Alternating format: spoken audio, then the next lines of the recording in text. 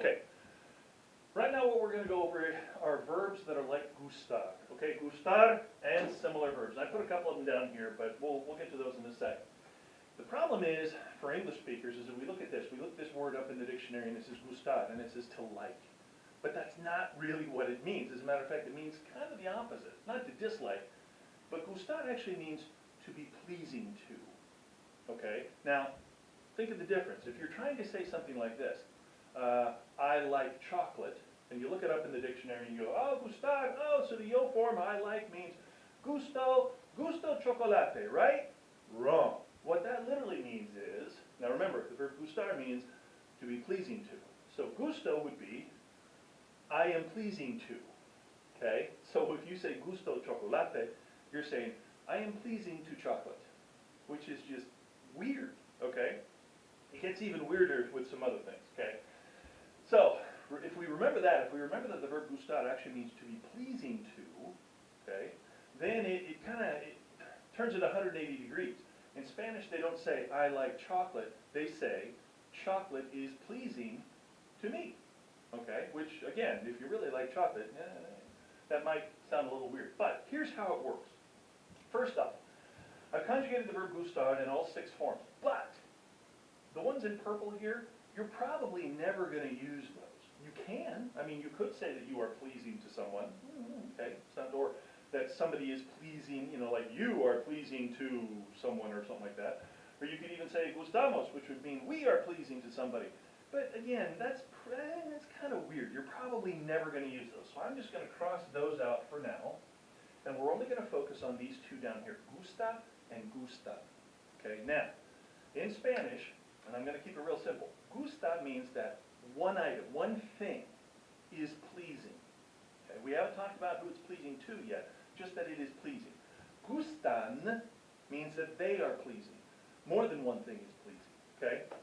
So for example, if I said chocolate, chocolate is a single item, I would say gusta. I would use gusta with chocolate because that's singular. If I use perros, and I got perros over here, perros means dogs. Like somebody says, oh, I really like dogs, okay?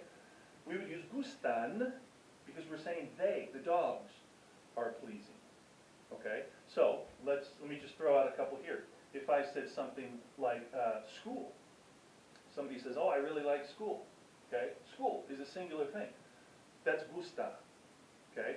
If I wanted to say, oh, my friends, I really like my friends, okay? Gustan, because they're plural, okay? Well, hopefully they're plural. Hopefully you have lots of friends, but I digress, okay? Now, so we decide whether we're going to use gusta or gustan, but then we have to discuss who these things are pleasing to. And I know that sounds really weird when you put it that way in English. Let's just say who likes them, okay? Who really likes these things? That's when we get to use these guys, these indirect object pronouns, okay? And again, you don't need to know the name of this, okay? You don't need to know that these are indirect object pronouns, but I do have some students who go, well, wait, what part of speech are these? And so I tell it to you. But if you don't want to remember it, that's fine. It doesn't matter, okay? But these are the indirect object pronouns. This is going to show who, and this, again, is going to sound weird, who is being pleased by the thing. So, if I said me gusta chocolate, literally what I'm saying is that I am pleased by chocolate. And again, that's weird. It sounds weird when you translate it word for word. But think of it as just like, I like chocolate. Okay, that's how they express it in Spanish. Okay? If I use te, I'm talking about you. Te gusta something, chocolate, we could say. Okay? Or if I wanted to say you like dogs, I would say te gustan perros. And again, I have to use gustan because perros is plural. There's more than one of them. Okay? If I said le gusta, then I'm talking about he or she or even usted, you in the usted form. You like something. If I say nos gusta, we like something. Os gustan, you'll only use this in Spain, okay? That would be ye like something. And les gusta would be they like something or you guys like something. Okay, so let's just practice this a couple of times. Alright? If I wanted to say that we, oh man, we love dogs. Dogs are our favorite. Okay? So I would say we, nos. Now, perros is plural, so I have to say gustan. So I'd say nos gustan perros. We like dogs. Okay? If I wanted to say they like chocolate, okay, I come over here. Who's they? Les chocolate. that's singular, so I'd say les gusta chocolate. Okay? Now, what happens if the thing that you like is a verb? You say something like, I like to run, or I like to read, or I like to play video games, okay? A verb, like leer, is considered singular. So if you wanted to say, I like to read, I would say, me gusta leer, okay? Always keep that in the singular form when the thing that you like is a verb, okay? If I want to say, oh, hey, you like to read, te gusta leer, okay? It's just that simple.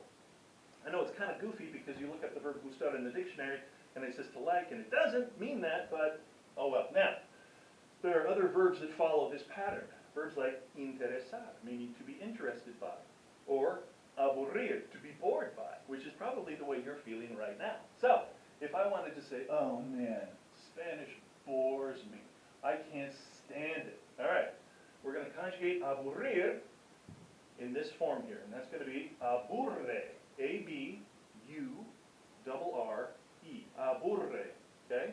So if I said Spanish bores me, I would say me aburre el español. And español would be the thing that's over here, the thing that is doing the boring, okay? Or if I said, hey, oh wow, we love Spanish, we're really interested by Spanish. You know, you've always got those nerds in your Spanish class who just love it, okay? So we're like, hey, we really like Spanish, okay? So because it's we, you're going to use nos, okay?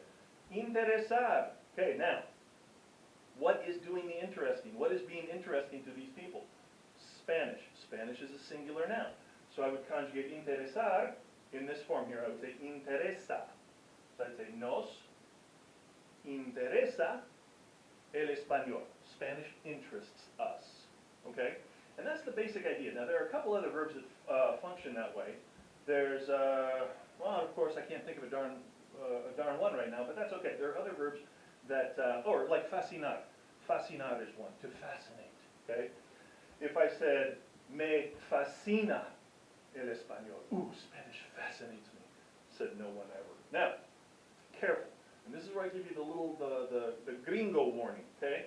A lot of people, when they're trying to learn Spanish, or when they're learning Spanish, will come up and they'll say this. They'll look up the verb gustar in the dictionary, it says, go, to like, yay, and they'll put gusto, and then sometimes they'll even put a me up in front, they'll say me gusto. Never say that, okay?